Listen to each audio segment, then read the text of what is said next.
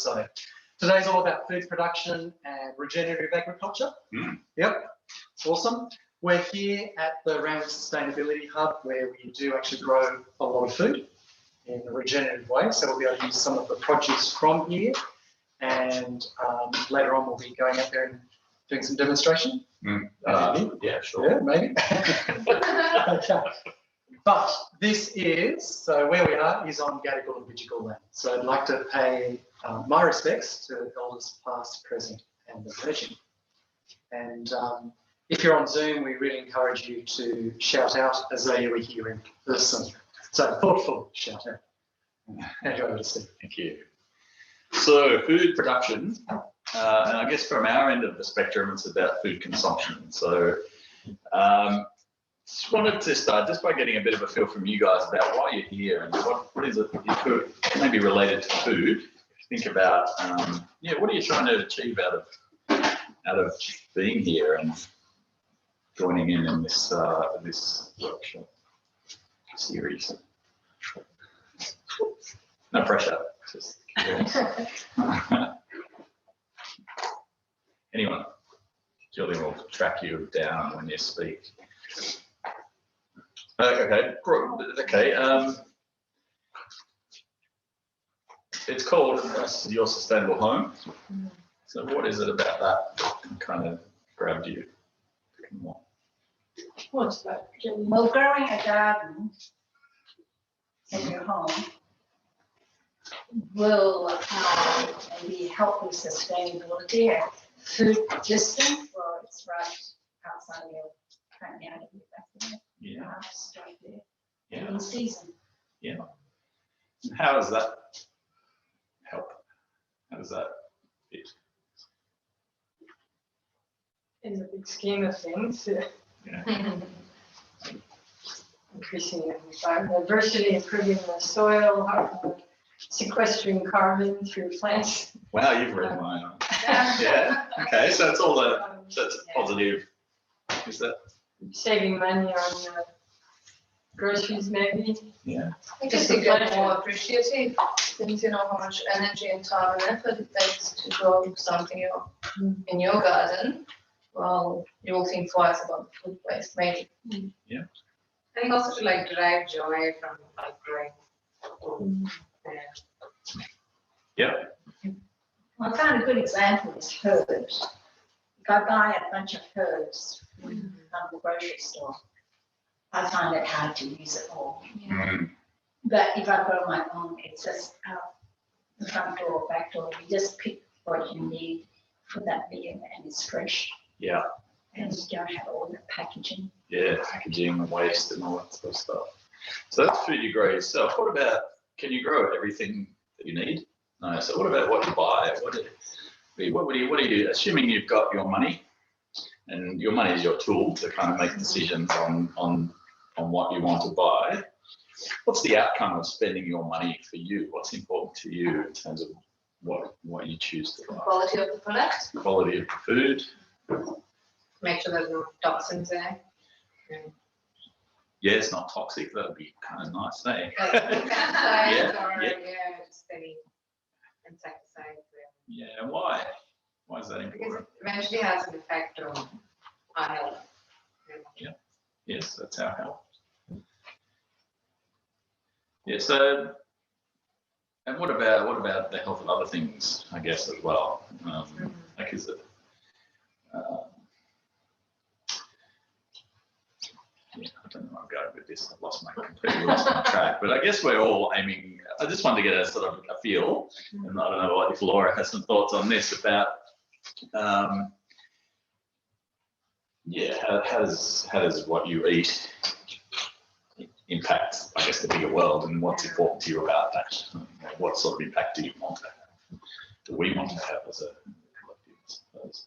I'm getting a sense that we want a world that doesn't have toxic chemicals and that doesn't have waste and all these other things. So, so I just wanted to have a look at the different way that foods are produced, and growing your own is certainly in the mix, definitely. If you can't grow your own, where do you go?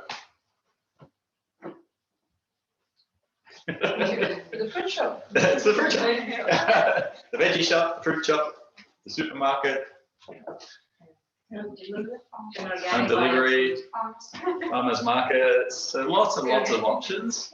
So how do you know which option is sort of doing the good thing for the planet and which option is not? So I just wanted to explore kind of the nuance of food and how it's produced and how we can maybe look at the decisions that we make and where we spend our money to have the most positive impact.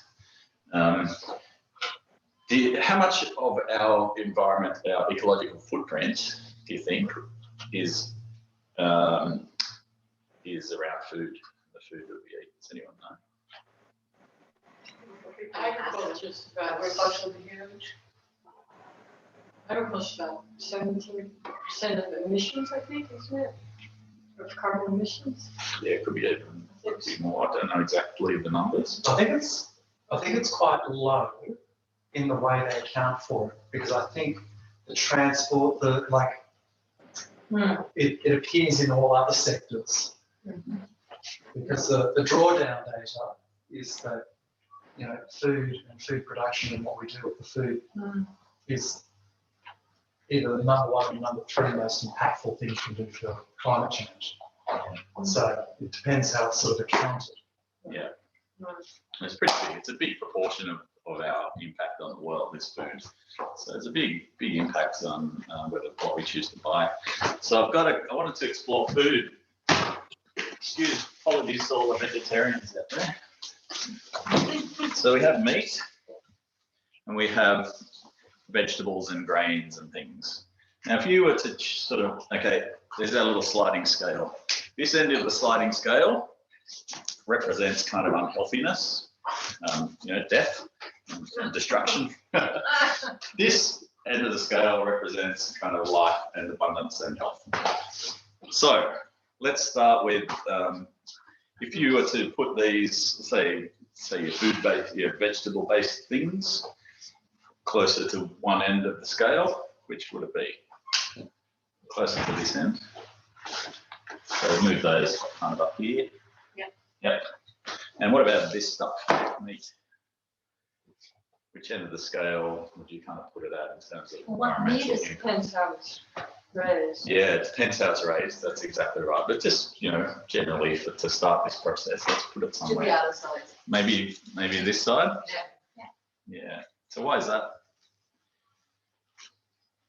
Because of the impact on the environment and some of the impact on us as well. Yeah.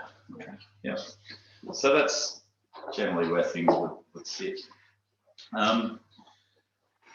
So if I was to tell you that this food was grown using industrial agricultural techniques, what does that mean to you? Right. People also over there. Yeah. So what is it? Do you guys, can you picture what industrial agriculture might? Raised in factories, like in enclosed spaces, not the natural way that people have used thousands of years ago. Yeah. Factories. Yeah. So I've got some slides. I just want to walk through, if these tomatoes or these whatever cucumbers were grown using an industrial method, what's the process? Hopefully it can. Mechanization. Yeah, mechanical. So generally we'll go through, okay, you're going to grow some cucumbers, right? So the first thing generally in industrial agriculture. Pesticide. Yeah, so the first thing, often the soil will be ploughed. Cut the trees down. Oh, you get rid of the trees. You create a big open space that you can drive machinery on. Well, it doesn't have to be. This same process can be a backyard garden as well. Right. So you smash the soil. No, sorry, I'm getting that's a bit dramatic, isn't it? You plough the soil, turn it over, and basically to prepare the soil for planting seeds. So then the next thing you might do, so that's what it kind of looks like. Your soil gets turned over. Often on a big scale, they'll then spray because they don't want anything living there because that will get in the way of things growing. So often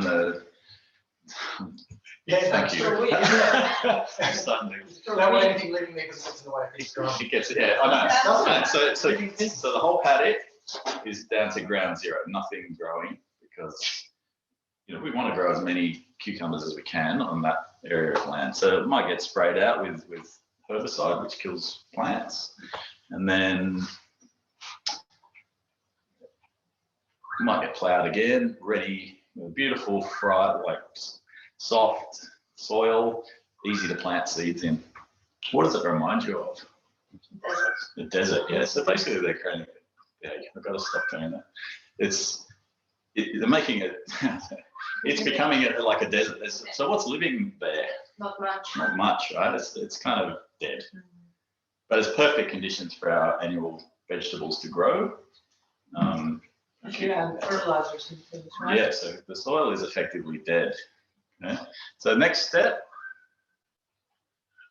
is seeding, so putting the seeds down, and then they start to grow. And generally, what would you find in industrial ag on a big scale? Monoculture. Monoculture. So you probably would plant the whole field out with one type of plant. Why is that? What's the benefit there? Easier to harvest. Easier to harvest, easier to manage that particular, easier to harvest. They start to grow. What happens, because there's no life in the soil and there's no life, there's no anything, no other critters. What do you think they're doing there? Fertilizing, maybe. Could be fertilizer, because the soil's not feeding the plants necessarily, so they need to feed the plants with artificial fertilizer. What else could it be? The watering.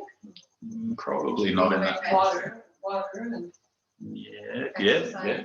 Probably need to put water, probably pesticides, because this is just heaven for a pest. yeah.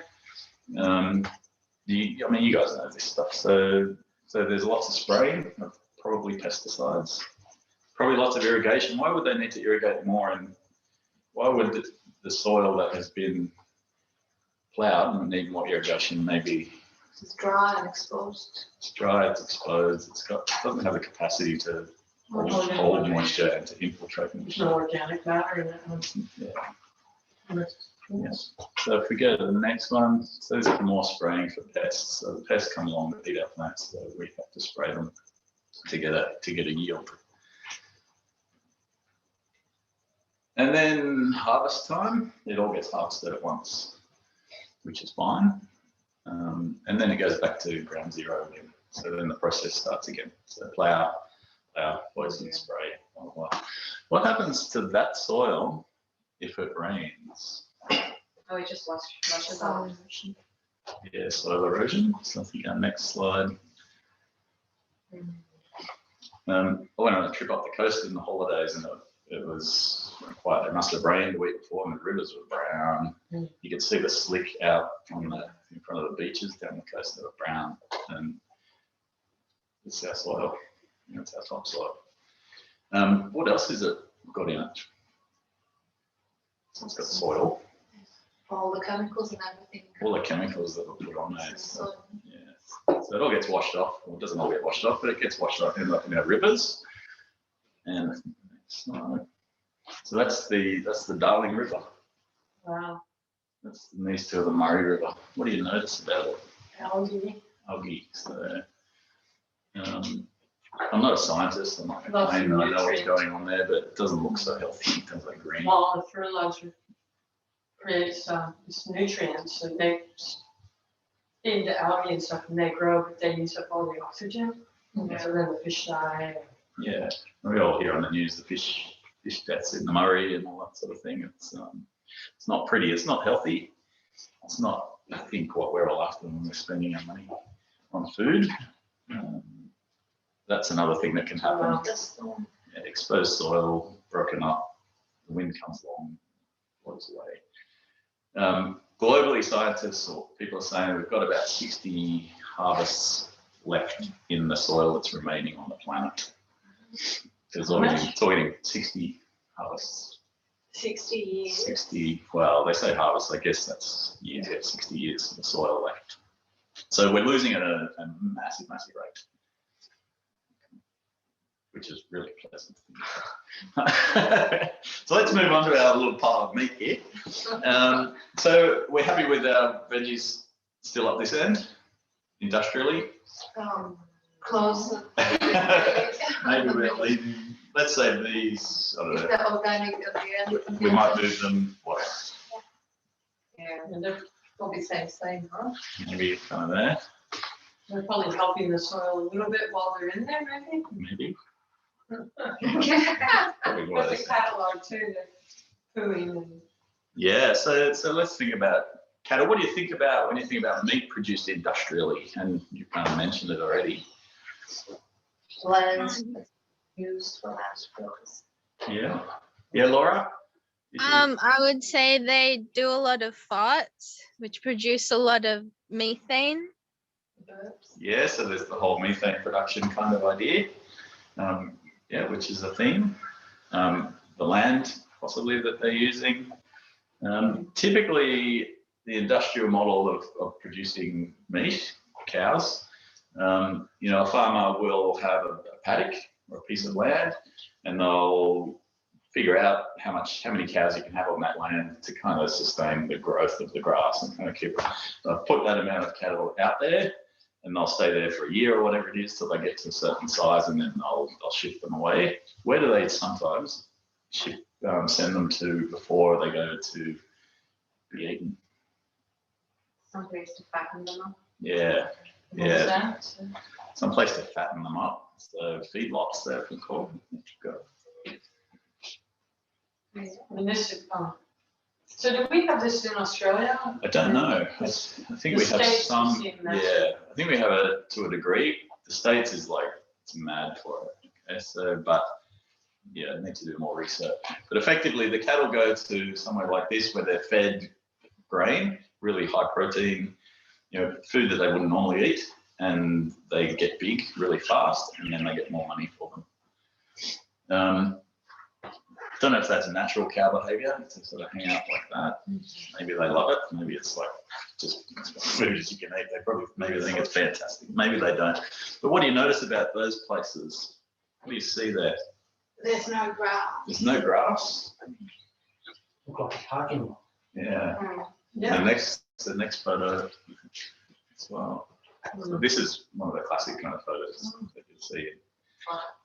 So lots of farting going on there. What else is there? There's lots of manure, there's lots of nutrients. So you got that many cows in one spot and they're all pooing. It's a huge pollution problem. So there's just massive amount of nutrients in a really small space. There's no plants there to kind of use it. So it becomes a problem. It's a real unhealthy environment for cows and also for that ecosystem. So big nutrient drains. When it rains, who knows where that ends up. It's lovely, isn't it? So are we happy with our factory farm meat down this end of the scale? Or do we want to no, okay, all right. So it's down here. So it's all right, but it's food. So why does industrial farming exist? Why do these processes, how did they come about? Why do people grow like that? To meet the demand for Yeah. food here, so many people. And I think government incentives, at least in some countries. Yeah. The way using like post-war industrial capacity. Yeah, there's that. So have you heard of the Green Revolution? Yeah, the Green Revolution was basically post-war, 50s or so. They discovered that a lot of these chemicals that they produced, actually, you put them on plants and the plants grow really fast. And then you put other ones on plants and they die. And it's obviously more complex than that. But the idea is that we used to get results. Okay, you do this technique, you produce massive amounts of food. Now we're discovering the downside of that kind of agriculture. One thing it does produce is pretty cost-effective. Well, cheap. It's inexpensive. It's inexpensive. It's very efficient. It's efficient, massive amount of food, blah, blah, blah. But what are you not paying for? When your prices are getting cheap, what are you not paying for that they till? Cost of the impact on the soil. Yeah, the cost of the damage that it's doing to the planet. So it's cheap, but it's really not. We're going to pay for it eventually, big time. So I'm going to tell you now that these tomatoes I bought from an organic provider, certified organic. So what does that mean? Okay, so we may shift them up this end of the spectrum, right? So what does it mean? How is organic different to industrial in your understanding of it? Just pesticides and so fertilizers are not used. Non-GMO. Yeah, No no. chemical, So, no chemical fertilizers or yeah. pesticides. Yeah, so effectively, my understanding, and Julian might be able to have some really good input into this, is that the certified, or people who certify organic produce have a list of inputs that are allowed, and they've just, there's a process for deciding that these inputs are less harmful for the environment than some of the chemicals and the things. That's kind of the crux of it, I think. So it's a kind of it manages the inputs into a farming system. So someone wants to farm organically, which it's got to be better, yes, I think. So that's why we've moved our organic tomatoes up to this end of the table. And given that we've got meat on the table. Oh, so certified organic meat, where are we going to put that? In the middle? Not so high. We can actually be good, because if it's grazed and not industrial, then they're putting nutrients back into the soil. Yeah. They can be integrated into the whole system. Yeah. So Move around, they fertilize the land and the plants. yeah, that's exactly right. So it could be really good for the. Yeah. And then on the scale, pretty much, I don't know. Yeah. So it The might not amount that be. we are eating, Yeah. all that meat that we are producing and eating, it's probably still will have a very bad impact on the environment. We still Feed need it or feed all of us. Just one thing to mention around certified organic and animals is that the ethical standards are also higher than industrial. Yeah. Yeah. So I don't think those sorts of images, the cattle in feedlots, will happen with organic. There's a real focus on animal welfare as well, so it's important. Interestingly, with organic, it's kind of, it depends. Okay, so you've got what they call little O organic and big O organic. So little O organic could look something like this. So the farmers are still ploughing. There's still that bring it back to ground zero, just using different chemicals. Monocultures. So it's kind of not totally dissimilar to industrial, but it doesn't have the chemical inputs into it. And then you've got the other end of the big O organic, which is more the things that you guys are kind of talking about, where you might have the cows and the way that you're growing the fruit or vegetables is much more. It's sort of in another end of the spectrum, which is further away from that industrial model. I think I've got some photos, and it might look something like that. I think these guys are down in Albion Park, and that's a mob called Rita's Farm, which is here in Sydney, and they do certified Rita's Farm. So better, less bad, definitely better, and towards the end of this really healthy sort of environment on a scale, but it can vary. So organic, how do you know which is which? Are you getting the little O kind of industrial organic, or are you getting the big O natural organic? How can you tell? It's certified, no? It's all certified. Okay, nothing. You look at the farmers. Yeah, that's a real, yeah. So as consumers, and I guess this is the big question, I don't have the answers here, but I guess, how do we know? And one strategy is to find out who is actually growing your food. So you probably go out and visit Rita's farm, I imagine, and check it out and see what they're doing. So you get a feel for where you sit on this scale if you're buying certified organic.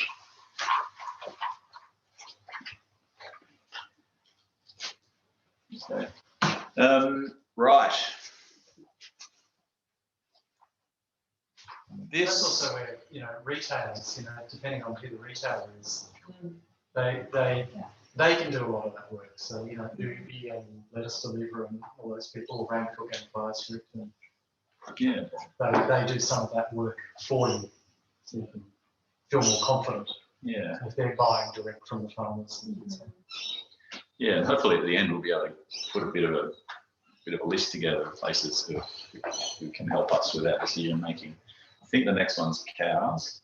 Yeah, so organic, certified organic cows, probably happier, probably healthier. Yeah, so, you know, maybe it's not so bad.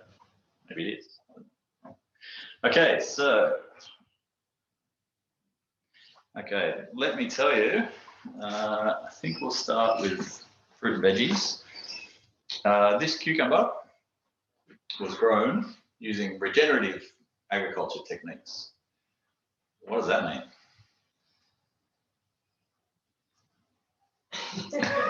Come on, boom, baby.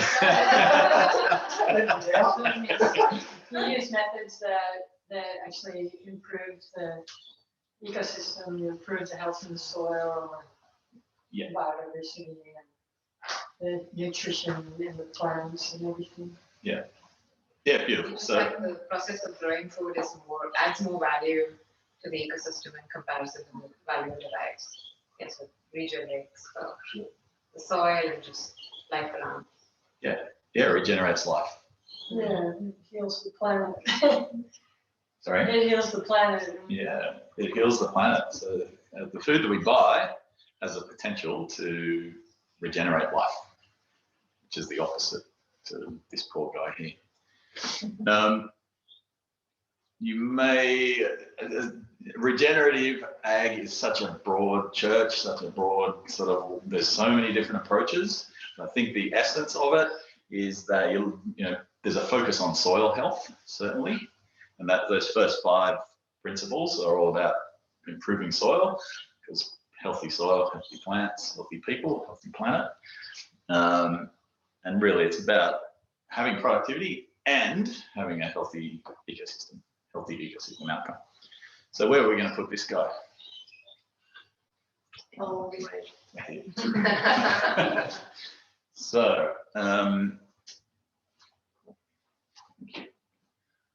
so I just wanted to just this bit of a contrast for you know, these guys will be using non-industrial regenerative techniques.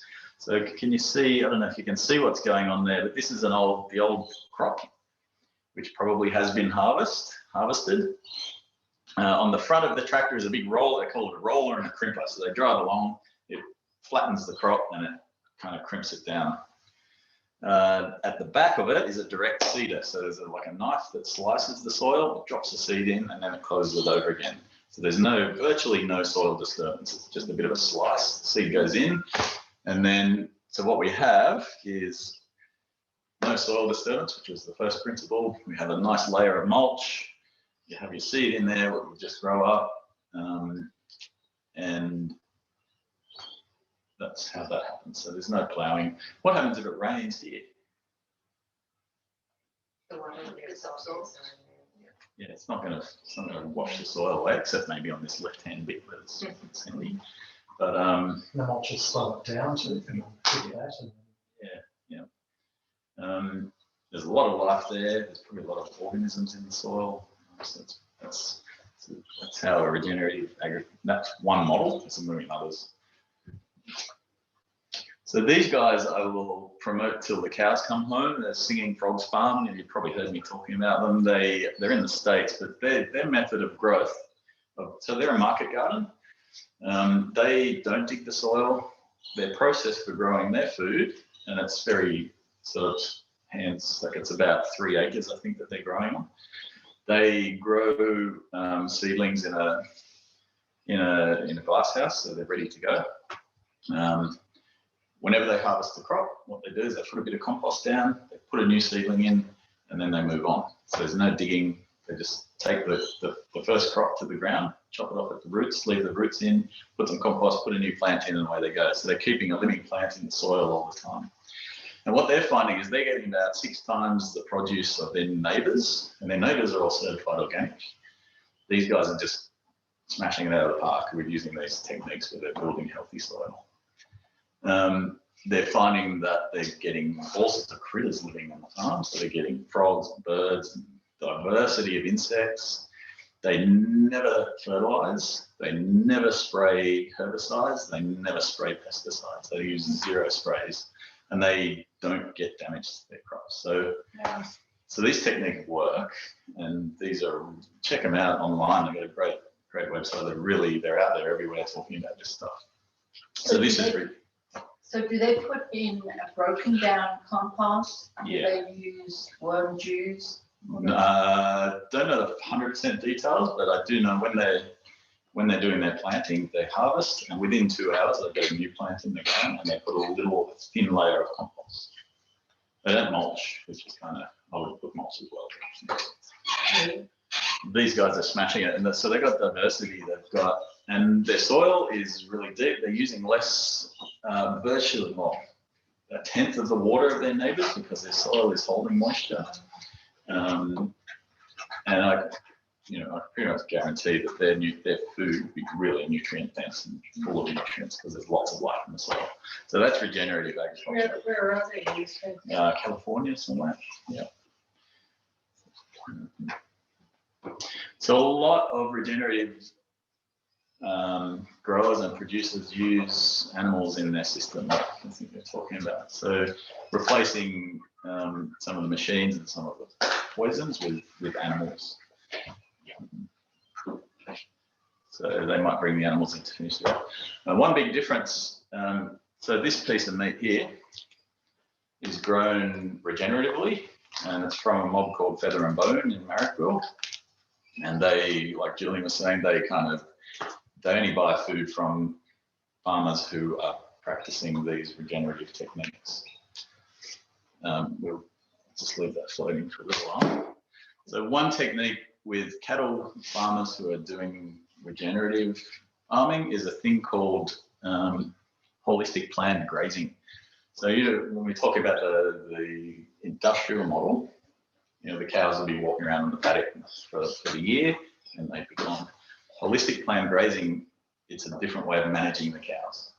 So essentially what they do is they divide their paddocks into smaller segments, and they have larger mobs in a small space, and they'll keep them in there for a very short period of time, sometimes only like half a day, then they'll move them to the next paddock.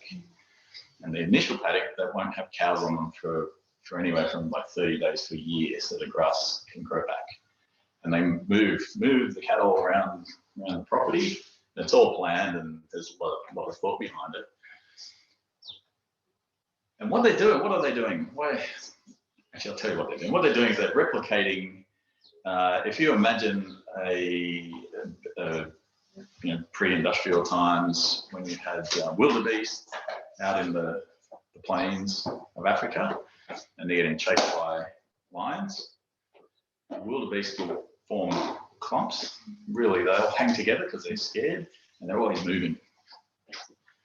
And it's the same in America with buffalo and bison and those things. The same process happened over thousands and thousands of years. Big herds of these animals, tightly held together and constantly moving. And this is kind of replicating that. And what they're finding is that through this process and through all the animals are on that small paddock, they're eating the grass down. They don't let them eat it down too far, so they leave some of that growth. What else are they doing to it? Fertilizing. So they're adding their manure and urine. Their hooves. What are their hooves doing? Churning it out. Yeah, sort of disturbing the soil, and when there's still grass on the top, when you got lots of hooves on it, I think the next photo hopefully will show. Aerating. And maybe the next one. No, I didn't put it in. It's a really good photo. Yeah, they're kind of disturbing soil a little bit, but not too much. But they're squashing down all those plants and making mulch. So they're fertilizing, they're mulching, and they're kind of just shuffling the soil around a little bit. And most places where we grow cows, there's lots of seed in that, like remnant seed in that paddock. So what they're finding is they're getting these plants popping up they haven't seen for hundreds of years.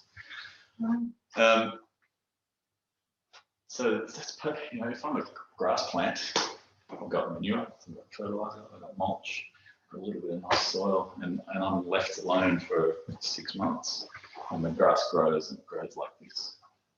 And then the cows come back, and then they do the same process again. So it's this process of letting the plants grow. Can I? Yeah, please. Because I think it's a real revelation. Because, you know, growing up in Australia, we're taught, if you're ecologically minded, cattle and half-hooved animals are bad for Australia. But if done regeneratively, because they're only on there for such a short amount of time, they're not destroying the soil, they're in fact regenerating the soil. I mean, look at the health there. So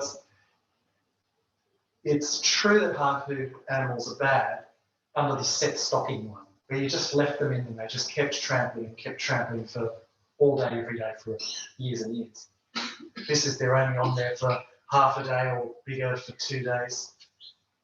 And it's not bad, it's done that way. It's like animals were part of the natural ecosystem, as you said. Yeah. Well, see, hard-hooved animals weren't part of the natural ecosystem in Australia. Right. So, yeah, but...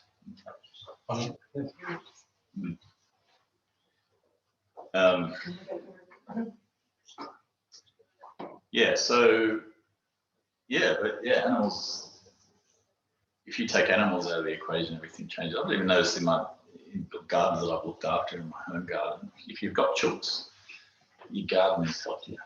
Well, has anyone noticed that? Not to have chickens here. Cows even. So that guy on the left is Joel Salatin, Polyface Farms. He's kind of one of the pin-up guys with all this. And what he started doing, and what a lot of people are doing as well, is stacking other animals into that system. So the cattle will come through, they'll eat down to a certain point, they move them on. They put the chickens in a couple of days later. The cow pats that are there by that time have fly larvae in them, because that's just a natural process. The chickens, it's a food source for the chickens. The chickens scratch the poo around, eat the fly larvae, leave their own droppings, and then they move the chickens on, and then maybe they'll have turkeys in the mix and pigs. And so you've got this whole kind of lineup of different animals that are adding to this ecosystem rather than taking out from it.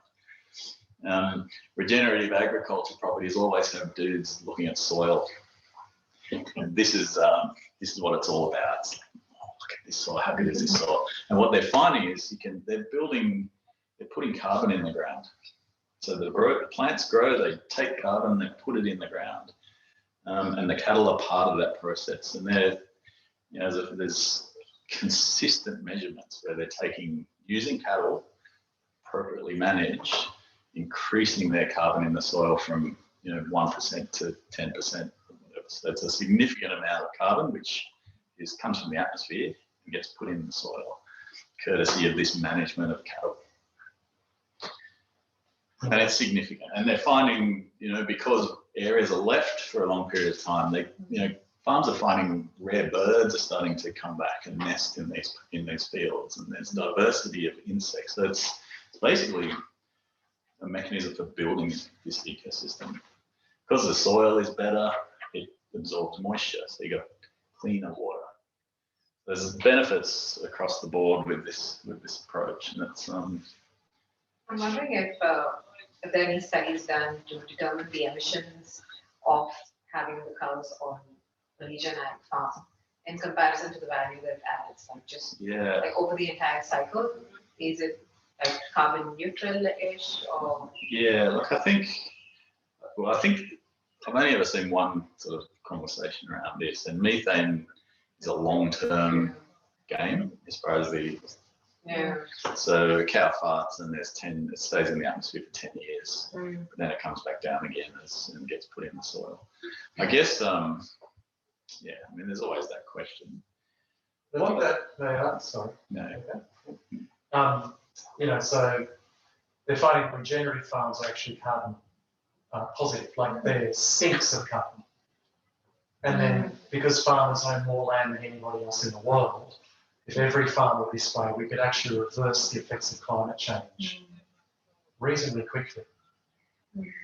It's suck a But lot of even with the cattle. well, because a lot of regeneratives integrating cattle, they can actually improve the soil faster. It's the soil that's holding the carbon. But it'd be interesting to know those numbers, wouldn't it, to get the science behind it. But I think it takes into account, because most regenerative farms do have livestock, and so when they're figuring out is that they carbon positive, negative, or neutral. Yeah. I think that's in the CSIRO kind of working on the whole science of, working out how agriculture's kind of impact and how different techniques, sequester carbon and things. I think the science is still not, not there. You would definitely do it on a different scale than a couple of thousand cows. Like. I guess, on the other side of that equation is, the industrial model of farming. So when you plow, it oxidizes carbon. So you're adding a lot of oxygen to the soil. Oxygen and carbon is carbon dioxide. So just the action of plowing is releasing massive, industrial ag can reduce, 100 years ago, the soil might have had 10% carbon. And now it might have 1%. So all that carbon has gone somewhere. And so it's gone up to the atmosphere. This is a way of bringing it back down again. And my gut feel is that farting cows is inconsequential in the big picture, given that there's such a great tool and almost an essential tool. They're just part of the deal with getting this system happening and pumping. You'll find lots of images like this. The one on the left is this holistically managed regenerative approach, and the one on the right is not.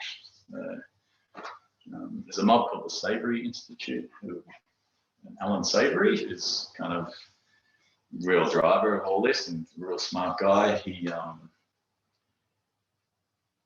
was I going to say? He's adamant that we can reverse desertification using carbon technique. So I just like that. Sorry for whoever's image that is, but it's a really good one. So you've got the contrast between regenerative and industrial. So where would we put this regenerative cow? Right.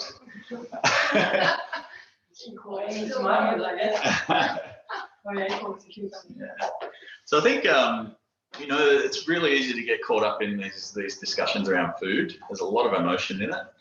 Hopefully, it's nuanced. It's very nuanced. There's a lot. It's not the cow. There's a saying, and it's not the cow. It's the how. Okay, so you can't just say all meat is bad. Well, you can say that if you want, but just think it's great that if we can just have a look at different ways of doing things, and maybe you'll come to a conclusion that you can choose food that is actually really positive for the world. And it's not necessarily meat or vegetables or grains it's more how it's grown, how it's produced, the techniques and methods. And it's the same with your backyard food. So these are tomatoes grown in my backyard. They're really tasty. They haven't seen a chemical or, so they're regenerative. This is just a supermarket lemon. That might be down here. These are backyard avocados. They're not out here. So it doesn't really matter what it is. It's how it's grown, I think, is the key. Do your research and find out.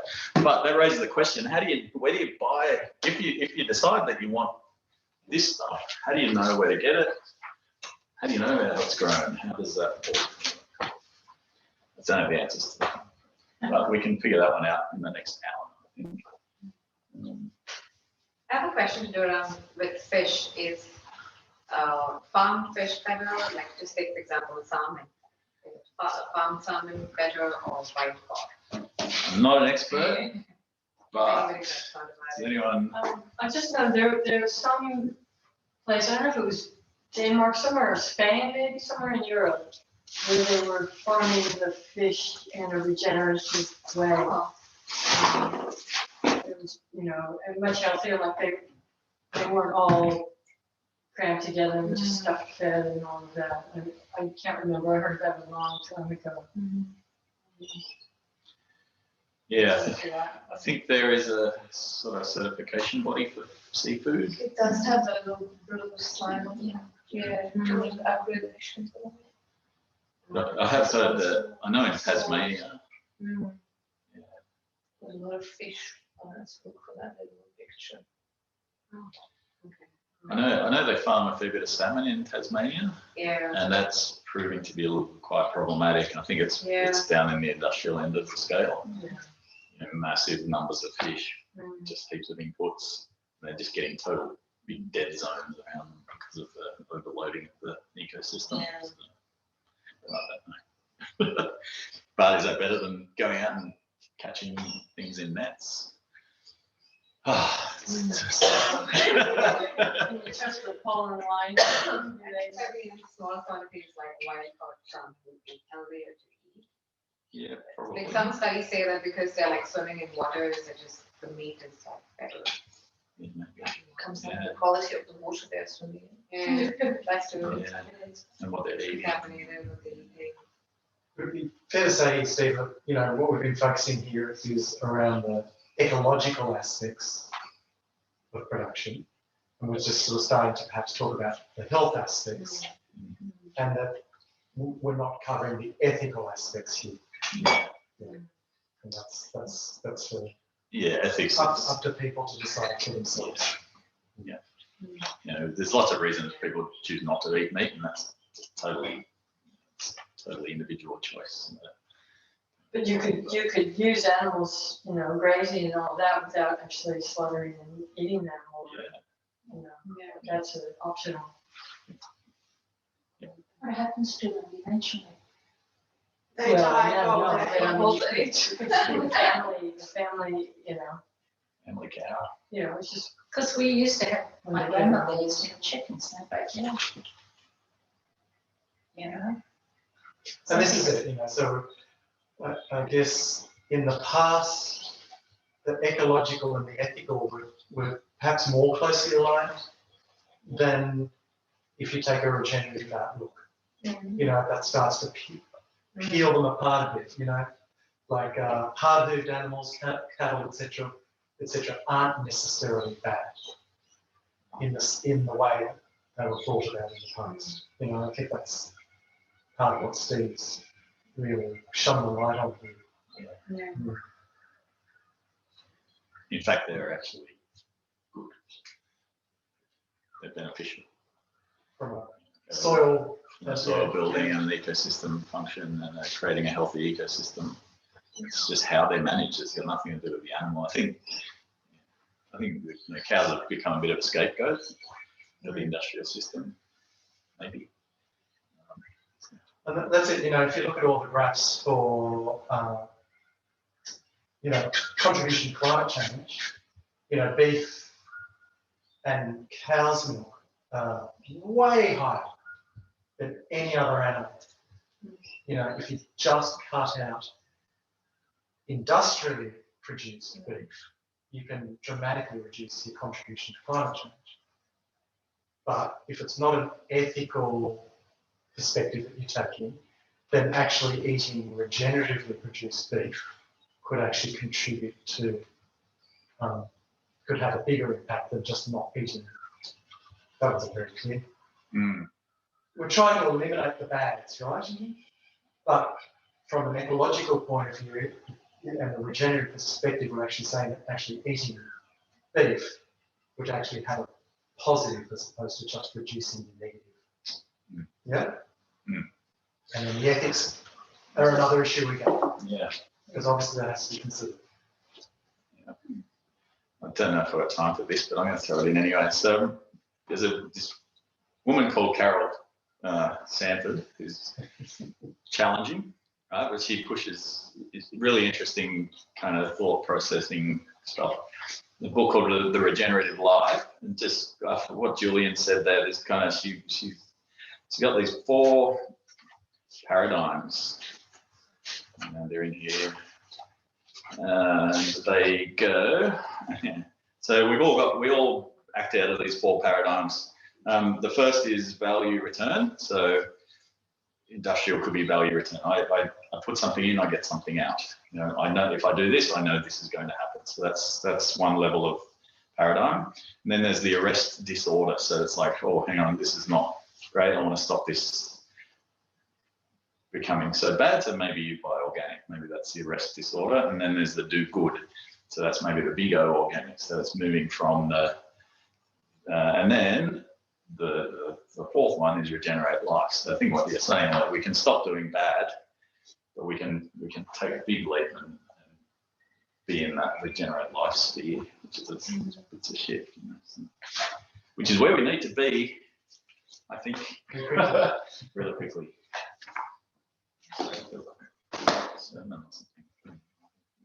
Anyway. So just for those that are on, well, for Laura on Zoom, but also for those who might be listening in on Facebook or catch this later on YouTube, in a moment we're going to watch a couple of short clips from, if you want to just write up behind it, just so it's, then it's. So one is I think it's the Carbon Cowboys. They're pretty cool. Actually found that more accessible than the next one, but the next one's Australian. Yeah, I can't even remember. So this is just a really interesting bunch of short films around this regenerative kind of stuff. The other one will have to give you the link another time. Yeah. What it is.